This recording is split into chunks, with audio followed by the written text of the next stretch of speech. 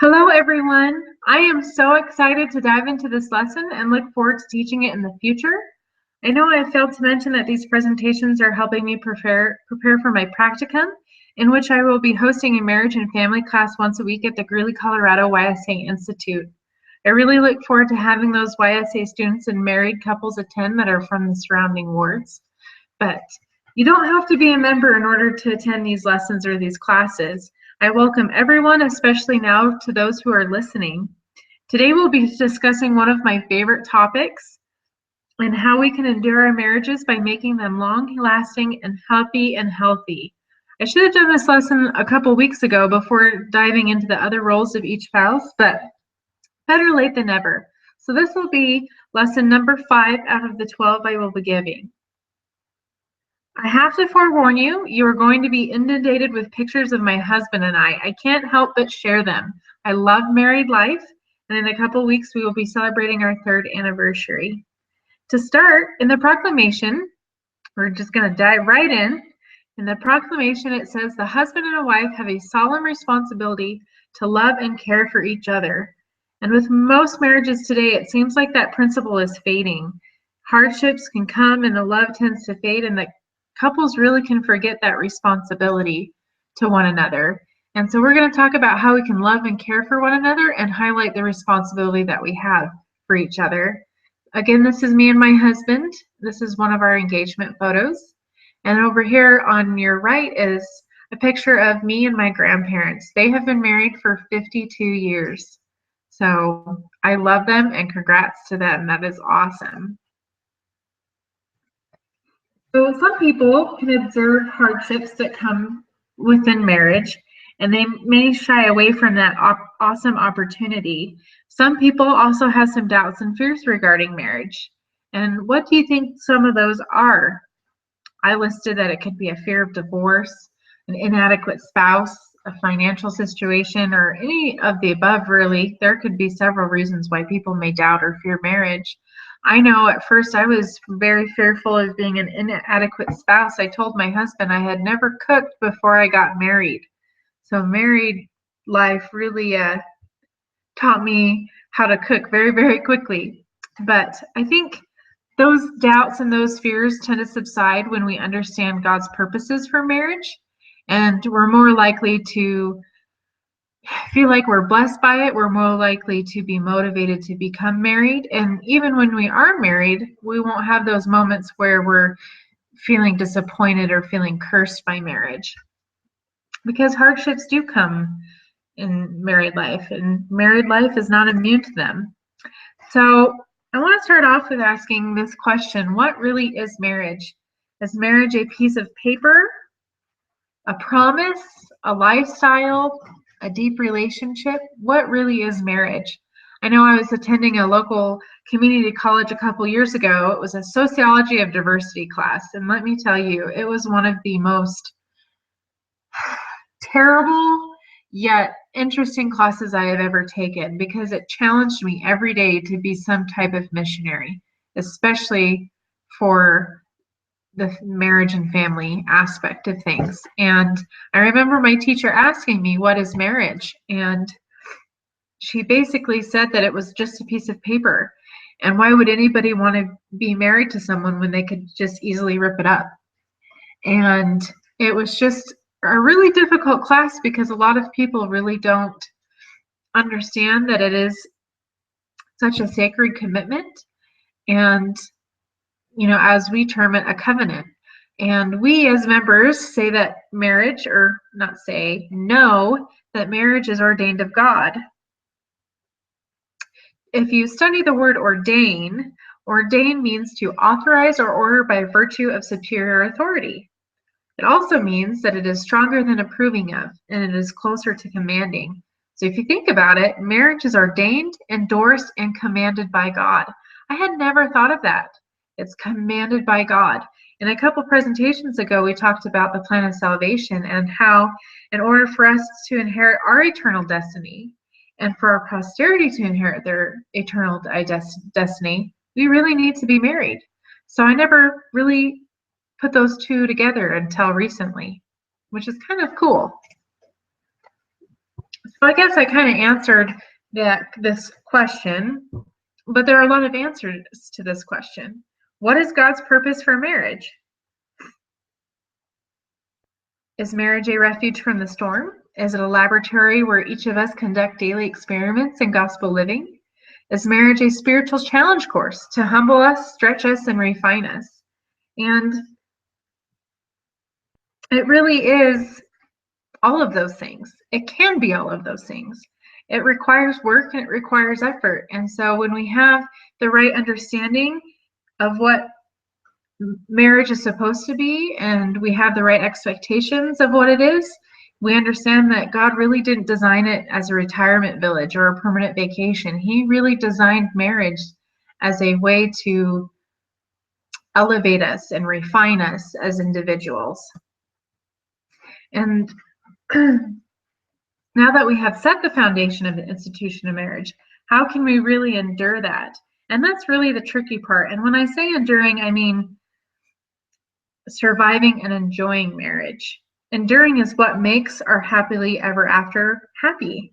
And so there are different things that we can do in our marriage that makes it happy and healthy and long lasting. And where can we find those tools or keys to surviving our marriage? And what tools do you think God would have us use in order to do so? There really are 6 principles that we can apply to our marriage that help us endure a healthy marriage.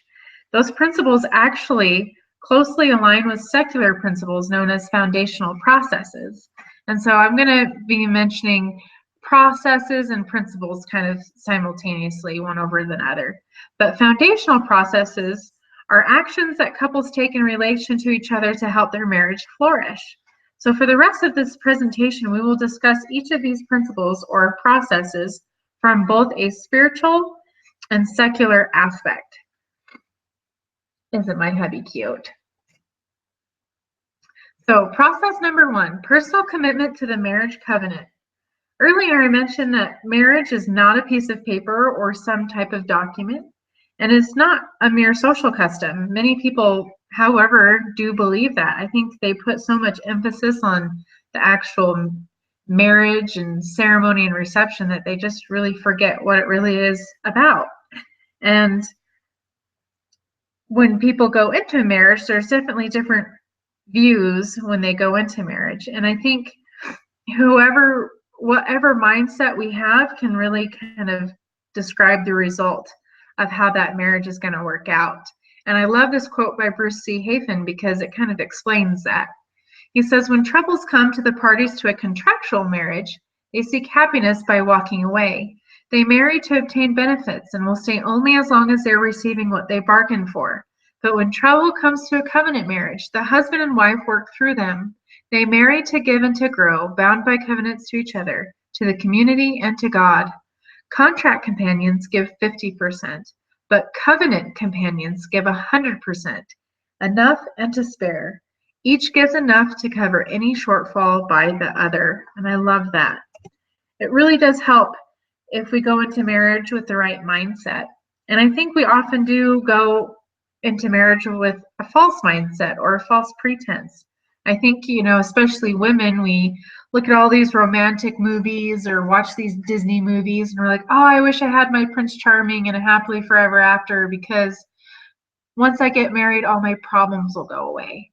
And that really is not true because marriage is God's finishing school. It's his graduate school. We really graduate by stretching our character and growing closer to our companion and Jesus Christ. I love this diagram. This diagram is actually a talk from Elder Bednar where he mentioned how a marriage relationship should look like. It should look like a covenant marriage relationship.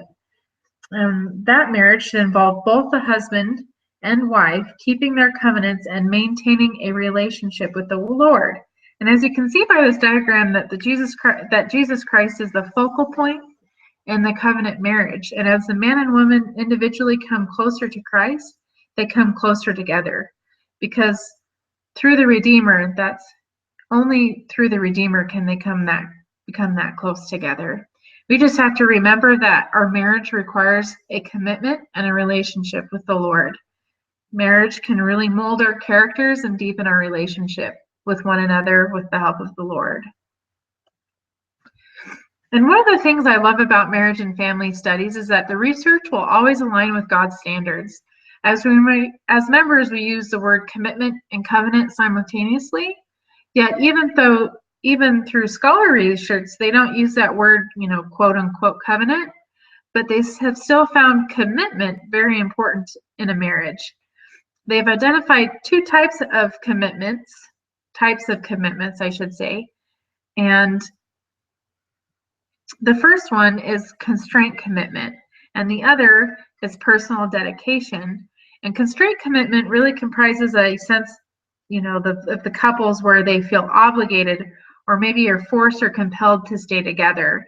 And you kind of see that where they want to be separated, but they stay together for the sake of their children. They rather not have a divorce because of their children. And that could be an example of constraint commitment. Obviously, there are other examples, but that's the one I can think off the top of my head. And then personal dedication, which is the second type of commitment, is an intentional decision and desire to stay in a marriage for mutual benefit. Couples with personal dedication really invest in their relationship. They're willing to sacrifice more because they know that it's for the betterment of themselves and their spouse.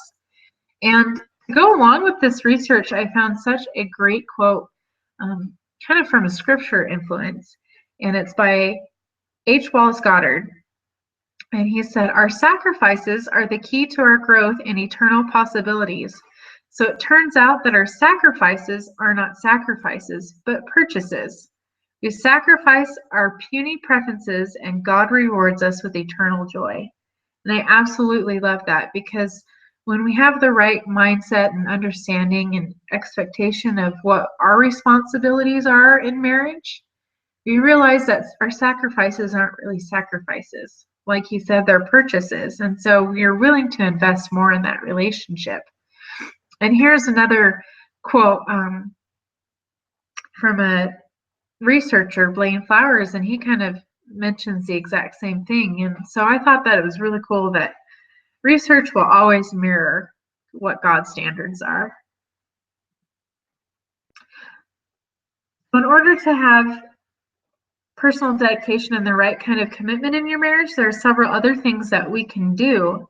And we can remember that, one, we should always be cleaving to our spouse. And I love that phrase. If you look at the phrase, "Thou shalt love thy wife with all thy heart, and shalt cleave unto her, and none else."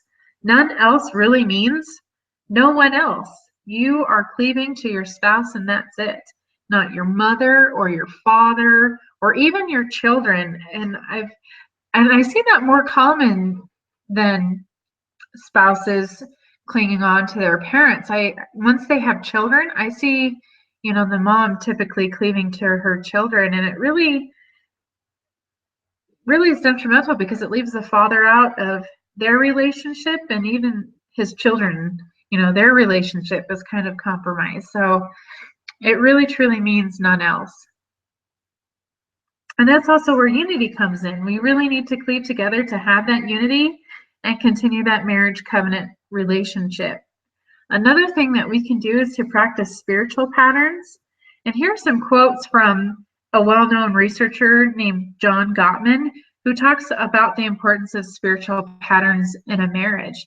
And it's not crazy to us as members to have these things in our marriage or in our families, because we're always encouraged to do scripture study, prayer, attend church, and have church attendance and temple attendance. So it really isn't anything new, but I really loved how Gottman identified the importance of practicing spiritual patterns and how it helps our personal commitments in our marriages.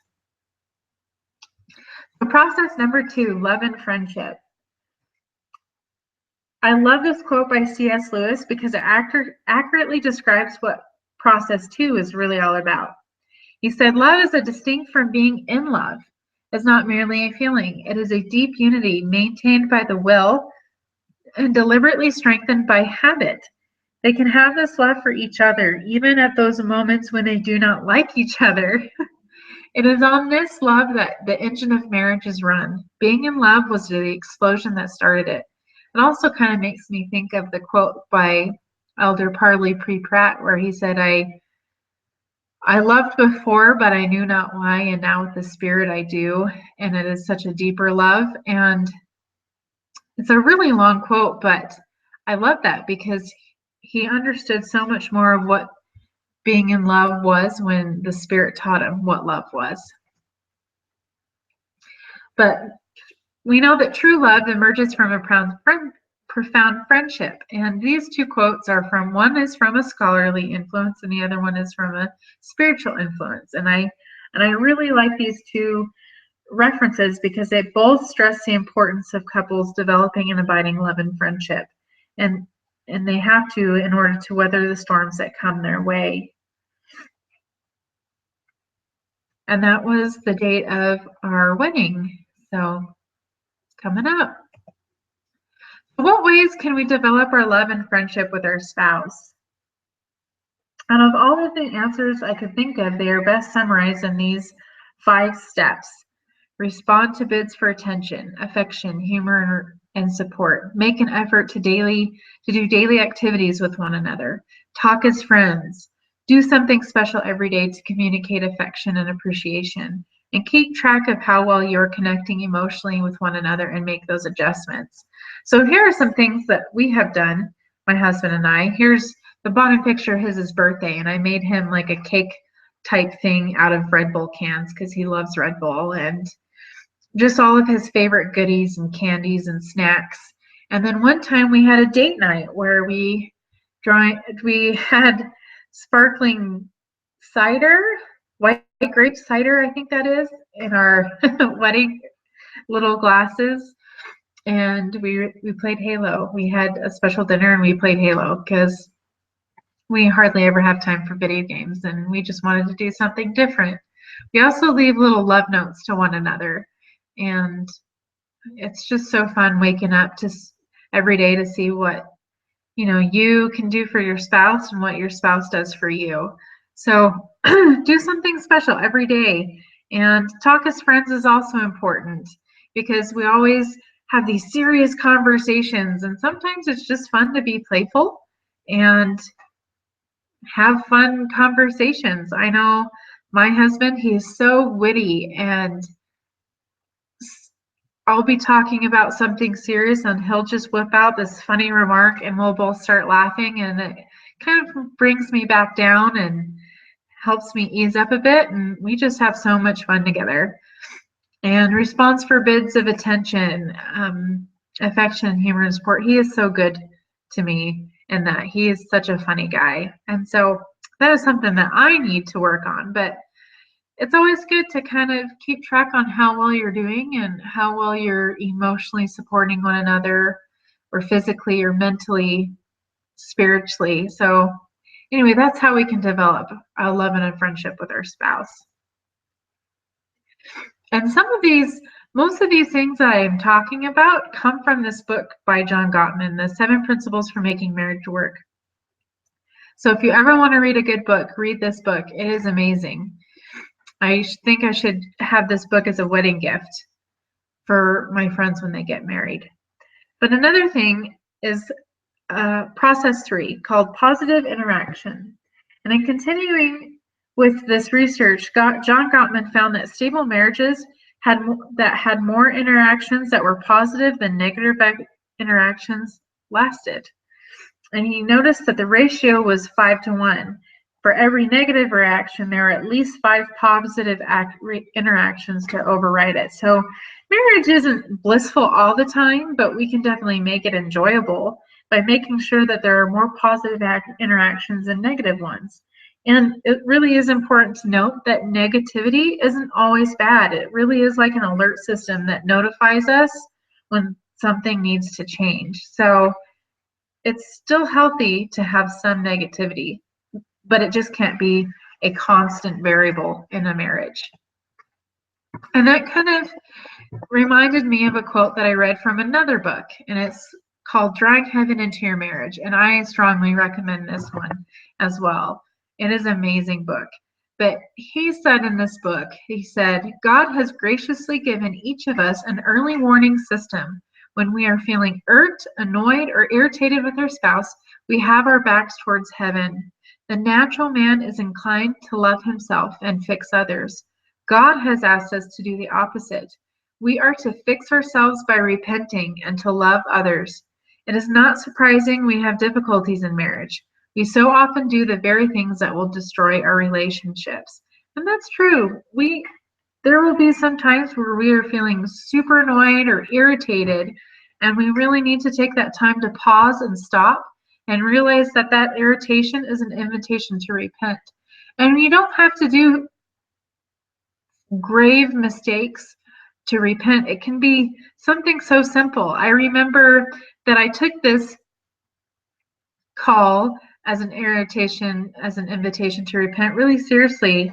And as I was trying to work on myself and how I responded to my husband when he annoyed me, I definitely noticed a difference. My husband and we have a side business, and it's growing. And it's been such a learning experience for me because I've never done anything like this before.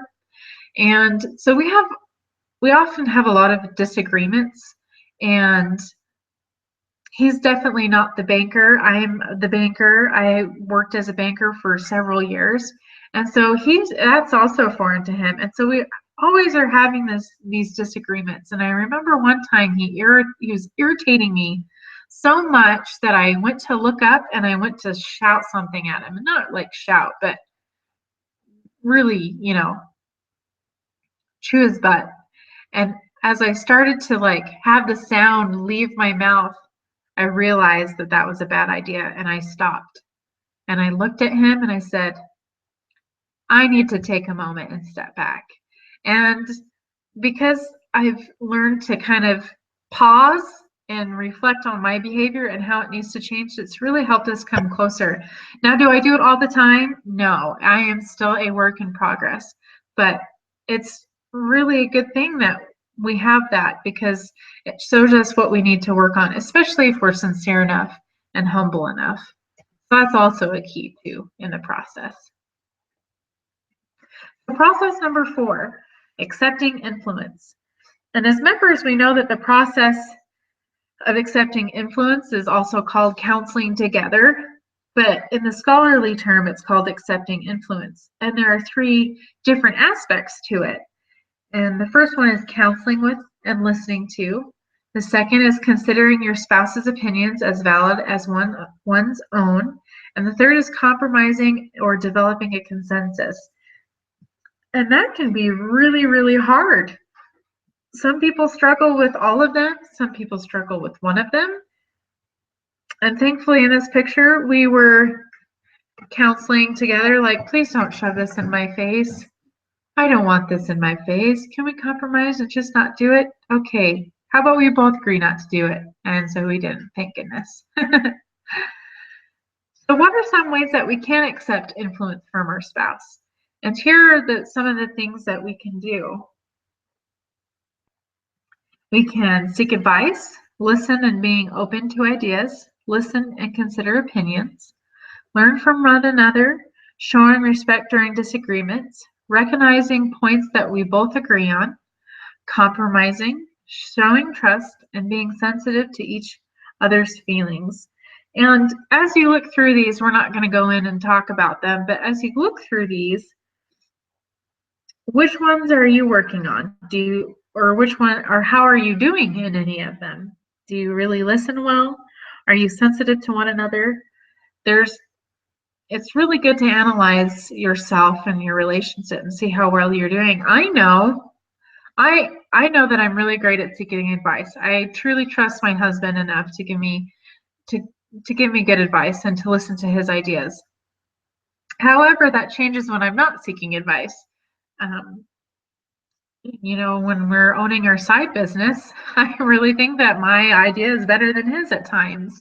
And sometimes it is hard to show respect when you're disagreeing, because you just want to be right, and that's that. And so sometimes it can really be hard, but overall, if you're really trying to strive to work on these things, it'll be fine. And, you definitely become better at each of these as you work on them. And talking about working on them, the process number 5 is respectfully handling differences in problem solving. And that's where it comes in, is how well do you respect one another? And like I've mentioned several times before, we will always have disagreements in marriage, and they can occur quite often. And so what do you think that they're about? What are some of the major areas in which couples have differences and agreements? And in different research has stated that finances and raising children really spark those disagreements. For me and my husband, I know currently it's our in-laws. They're still trying to get used to each other's family. But regardless of whatever difference or disagreement, what are some of the skills that we as couples can use to de-escalate those differences? And here are a few methods on how we can do that. And we're going to quickly cover each one. And those are prevention and eliminating destructive patterns, becoming calm, discussing issues softly, gently, and privately, and accepting repair attempts, soothing oneself and each other, and reaching a consensus. And I love this quote, again, by H. Walls Goddard. He said, "Since marriage is God's finishing school, we should expect more afflictions and challenges in marriage than any other arena in life." So remember, we have to work at it. And it's not something that we just dive into thinking it's going to solve all of our problems. Marriage really is God's graduate school, and we really do become better people and better individuals when we work through our marriage. So how we can handle these differences in problem solving, we can first do prevention. We can prevent issues from arising when we are regular checking up on one another. And so it's really good to have regular couple councils. If you're always kind of talking about how your relationship is or what one person needs or whatever, you can really nip simple problems right then and there. It doesn't have to be this festering thing. We can prevent those if we're having that open communication. And speaking about communication, some of the most destructive patterns are through the way we communicate, and that's number 2. And we need to eliminate those destructive patterns, that destructive communication that we tend to have when we're upset with one another. And even sometimes if we're using these destructive patterns in our communication, sometimes it just will end up being our behavior. And to continue with John Gottman, in that one book that I mentioned, he talks about the 4 horsemen, and he noticed that the 4 horsemen are habits or destructive patterns that occur in relationships that tend to lead to divorce if they're constantly repeated over time. And the 4 horsemen are these 4 things. If we use criticism, contempt, defensiveness, or stonewalling. And I know that I have seen several marriages use these things, and I can take some of the blame too, because I know I've done those things too. I've been defensive. I've stonewalled before. So we really just need to be wise and identify to what degree we are doing these patterns, and then promise to eliminate them or work to eliminate them from our marriage, because they really don't do any good. They are very destructive, and we can talk about that, but we're going to keep moving on. The third thing we can do is calm yourself. And when we've had arguments, my husband and I, about the business, there are times where I've told him, I really cannot talk about this situation until I go cool down. And it really helps, because if I'm already worked up and riled up, obviously the conversation's not going to go well, because I'm just not thinking rationally, I'm thinking emotionally. So it's good to take time, calm yourself before you approach your spouse, and really ask yourself if you're in control. And when you are, then maybe you can do number 4, which is bring up a concern gently, softly, and privately. Again, when we're thinking emotionally, we tend to use those 4 horsemen. And if we're thinking rationally, we can describe what's happening. We're not judging our spouse. We're not putting one another above another. We can be clear, we can be polite, and we can be appreciative. And that's really the key right there, is being appreciative. And number 5 is that we can learn to make and receive repair attempts. And repair attempts, John Gottman said that they could include apologies or acknowledgement of actions, or just continuing to take a break. You know, even if you go into the conversation and you think you're in control, and then the conversation gets to get a little out of hand, just stop right then and there and say, I need to go cool down, or can we talk about this later? And table that for discussion later, and make sure that you communicate with your spouse that you will discuss it on an agreed time and place.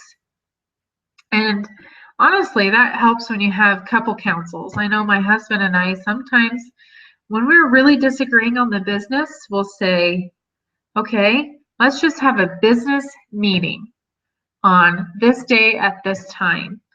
And that gives us a while to think about our positions, our feelings, what we want to see done. And then when we go to the meeting, we're all prepared, we're cooled off, we've done those. And so, you know, we have to be willing, especially at that moment when our partner says, hey, I need to take a break to cool off. We need to respect that and know that that's a repair attempt, because we know if we were to continue, that would just be bad. So just be aware. And I guess that kind of goes along with soothe yourself and each other. Sometimes taking a break is necessary. And the last one is reach a consensus. Now, there's definitely a difference between compromise and consensus. Compromise means that you both have to give up something in order to be happy with the solution.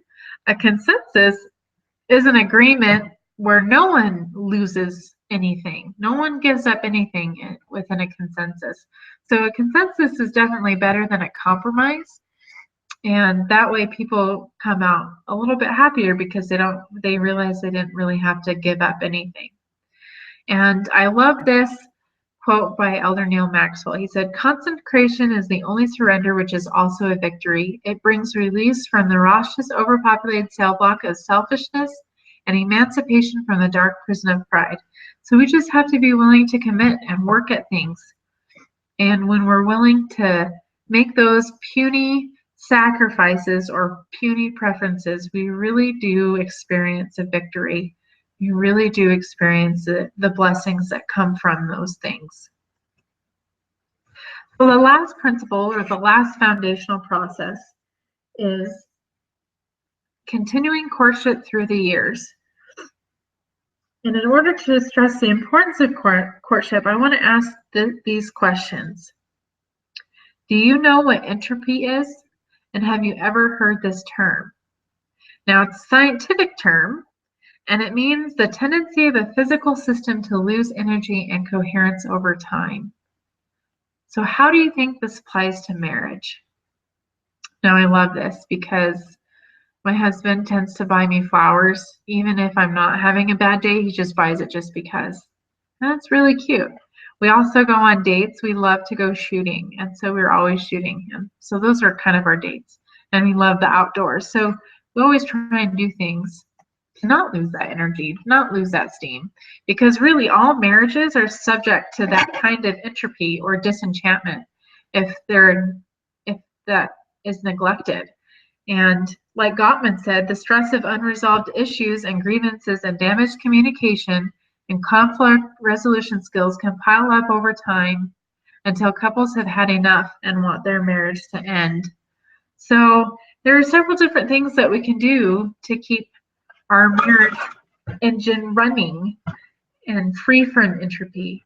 And those are continued courtship, continue dating one another, And attend to the little things. Do something special every day to enrich your marriage, and spend at least 5 hours a week strengthening your relationship. And I loved what Gottman said in his book. He said, make a love map. What is your spouse's love map? And a love map is a map of things where we jot down little notes and of what our spouse likes.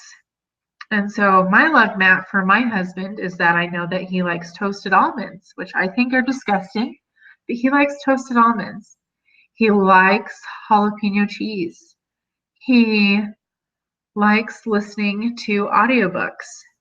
He likes Hershey's chocolate bars with almonds in it. Like, there's different little things that I, remember that he likes and that I tend to do throughout the day or the week or whatever it may be. And so continue establishing that love map with your spouse. And that is a way that you can work on strengthening your relationship and having that continued courtship. So it's always fun. I know I work with my husband, and I know it's kind of hard because I see my husband every day. I work with him, and I own a side business, and we all have the same friends. We grew up together, actually. And so, dating in our marriage kind of can seem silly, especially to him, because he's like, I see you every day. But there definitely is a difference when you go and you make time and set aside that time to actually go out and do something. So make sure that you are dating and, doing those special things every day. And that definitely keeps your marriage free from entropy. Now, the last thing I want to close with is this quote. If you want something to last forever, you treat it differently. You should shield it. You protect it. You never abuse it. You don't expose it to the elements. You don't make it common or ordinary. If it ever becomes tarnished, you lovingly polish it until it gleams like new. It becomes special because you have made it so, and it grows more beautiful and precious as time goes by. Eternal marriage is just like that. We need to treat it just that way.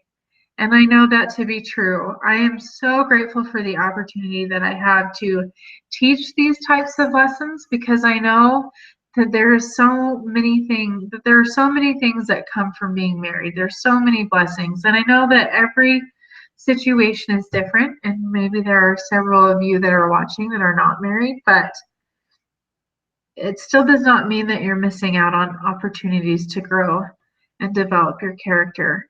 And I know that marriage is definitely being under attack. A lot of people don't think that it is important, and it really, really is. And there are so many, like I said, blessings that come from being married, especially if we work at it and keep our covenants and commandments. It really does make a difference when we choose to be the difference. So I look forward to the other lessons. We're almost halfway done. And so I hope you keep watching. So thank you for attending this lesson, and I hopefully will see you guys soon.